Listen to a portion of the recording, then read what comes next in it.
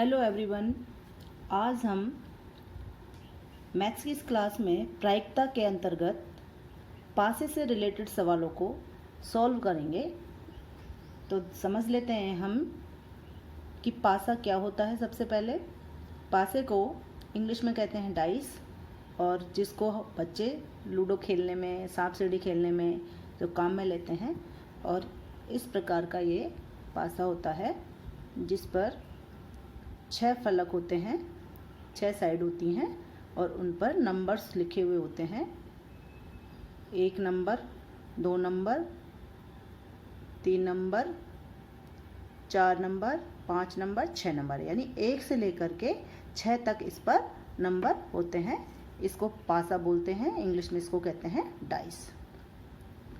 अब इसको उछालने पर, यदि हमारे पास में एक पासा है, इसको हम उछालेंगे तो क्या क्या परिणाम आ सकते हैं कि उछालने पर 1 आ सकता है, 2 आ सकता है, 3 आ सकता है, 4 आ सकता है, 5 आ सकता है, 6 आ सकता है।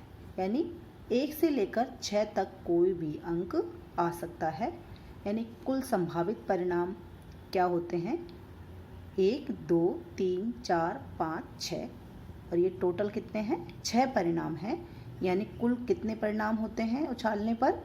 6 परिणाम आते हैं। यानी जब एक पासे को हम एक बार उछालते हैं तो संभावित परिणाम आते हैं 6।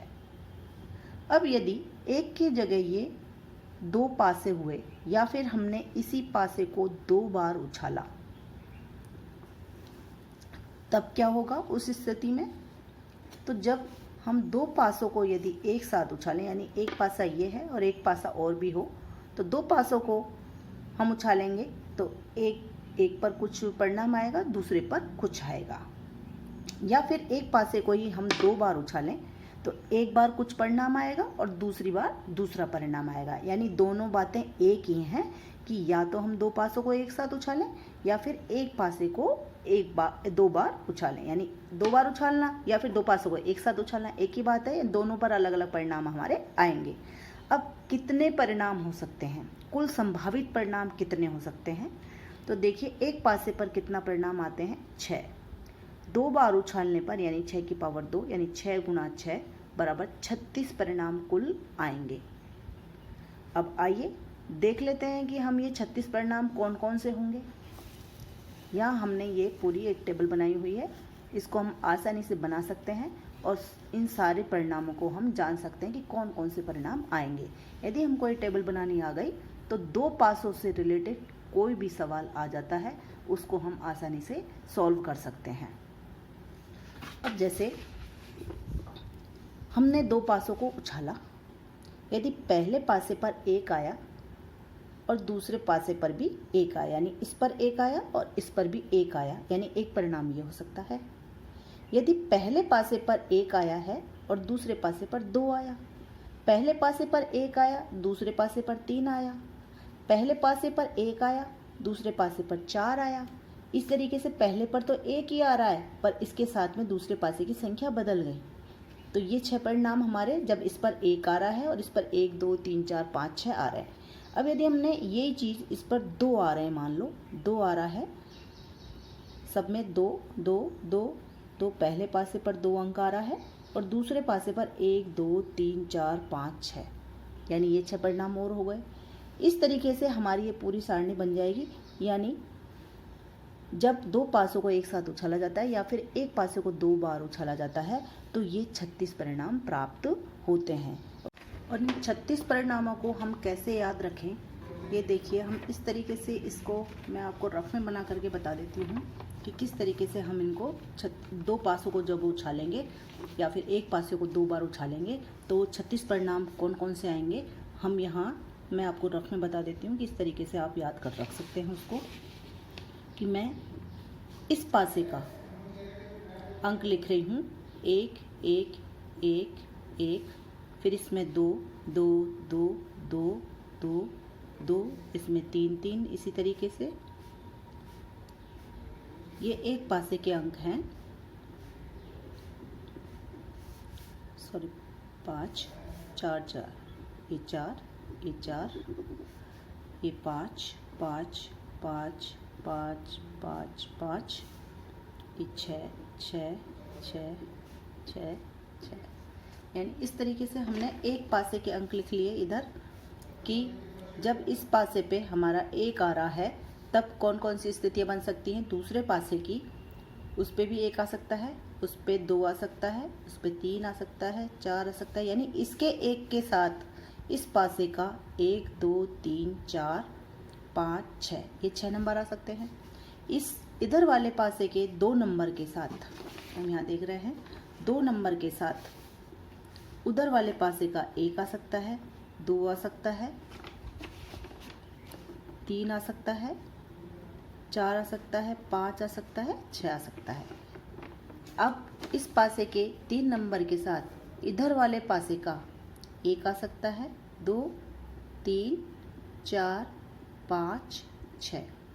अब इधर वाले पासे के 4, यानी पहली बार जब हम फेंक रहे हैं या फिर एक पासे को हम देख रहे हैं तब उस पर यदि 4 नंबर आते हैं तो दूसरे पासे पर 1 आ सकता है, 2 आ सकता है, 3 आ सकता है, 4 आ सकता है, 4 आ सकता है, 5 आ सकता है और ये 6 आ सकता है। अब इसी प्रकार से 5 नंबर के साथ 1 आ सकता है, 2 आ सकता है, 3, 4, 5, 6।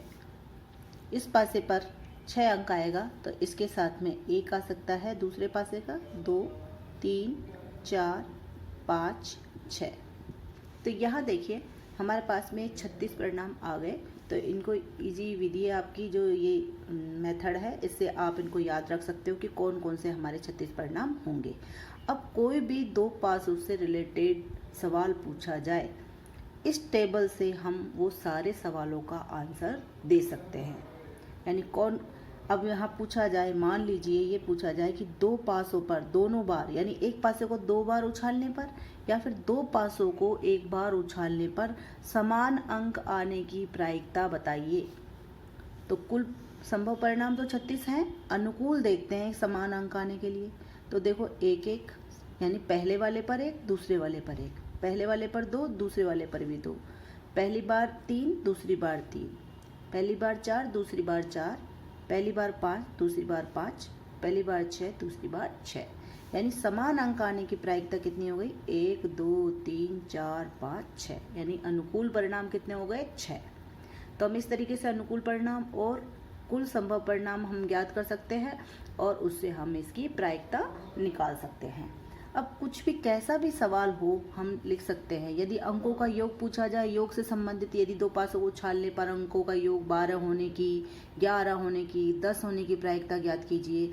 तो यहाँ जैसे ये 12 है तो हम इसकी प्रायिकता ज्ञात कर सकते हैं। अनुकूल परिणाम कितना है? 1 है, क्योंकि इसके अलावा इसमें 11 बन रहे हैं, आगे 10 हैं, फिर 9 हैं, इस तरीके से चल रहा है। तो ये अगर हमारे पास में टेबल हमको याद हो जाती है, यानी इसको बनाना आ जाता है, याद भी नहीं करनी है, यदि हमको आपको बनाना आ जाता है तो इससे रिलेटेड कोई भी सवाल हम आसानी से कर सकते हैं। तो ये तो रही आपकी पासे से संबंधित कॉन्सेप्ट कि एक पासे को उछालने पर कितने परिणाम आते हैं, 2 पासे को उछालने पर कितने कुल परिणाम, संभव परिणाम आते हैं और किस तरीके से हम उनको सॉल्व करेंगे।